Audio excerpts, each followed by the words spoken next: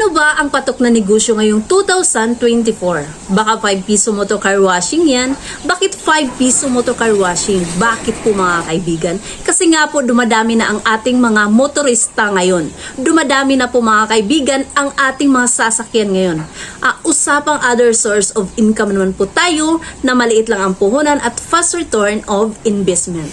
Hi po mga kaibigan, kumusta mong tanan? Ako po ulit si Riza. Dati po akong OFW sa Hong Kong at ngayon po ay isa ng entrepreneur. Paalala lang po mga kaibigan, hindi pa naman ako naging successful pa at hindi pa naman ako umaangat sa buhay dahil dito. Pero sa experience ko po, siguro pwede ko nang i-share sa inyo ang pagkatalo ko at kung yung paano ka mananalo. Sa video po natin ngayon mga kaibigan ay muli nating pag-uusapan ang tungkol sa 5 piso motor car washing. May video po ako dyan sa baba, paano simulan ang 5 piso motor car washing, paki-check na lang po. Kung ikaw ay naghahanap ng other source of income, baka makatulong sa iyo ang video ito. Tara, samahan niyo po ako. Ano ba patok na negosyo ngayong 2024? Bakit 5 piso motor car washing?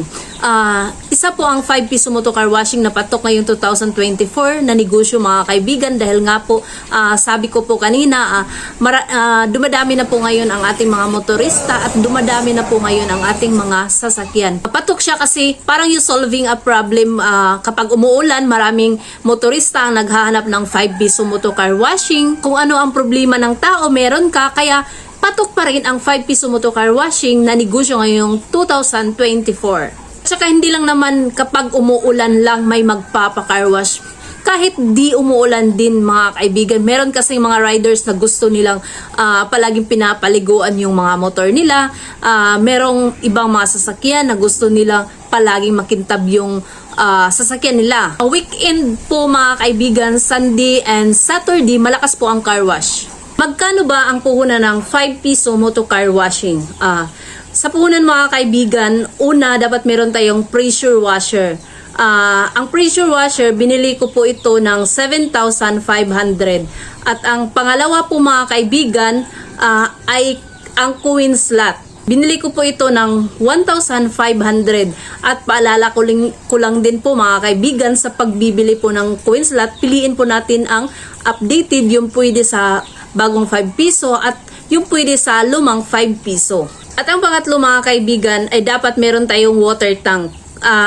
Sa water tank po mga kaibigan, binili ko po ito ng 1,200. Dapat may malaki kang tangke ng tubig at dapat din po mga kaibigan, unlimited supply yung water mo. Expect na po yan pag may car wash business ka, marami ang tubig mo. At basic needs sa car wash business mga kaibigan, main ingredients ang sabon. Pwede kang mag-free ng sabon at pwede mong pabayaran, depende na po yan sa inyo. Sa pangrenta naman po tayo mga kaibigan, dito po sa amin 5,000 a month. Medyo mahal ang renta, namamahalan na po ako doon kasi nga po mahirap lang po tayo na negosyante.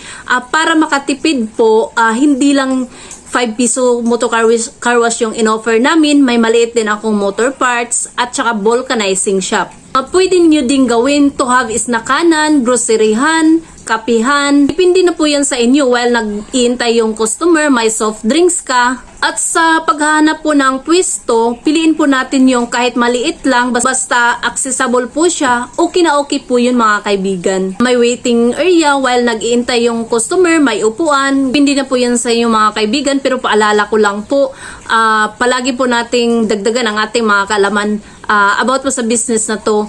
Manood lang po kayo ng manood sa bidyong kagayang ito. Marami po kayong makukuhang idea.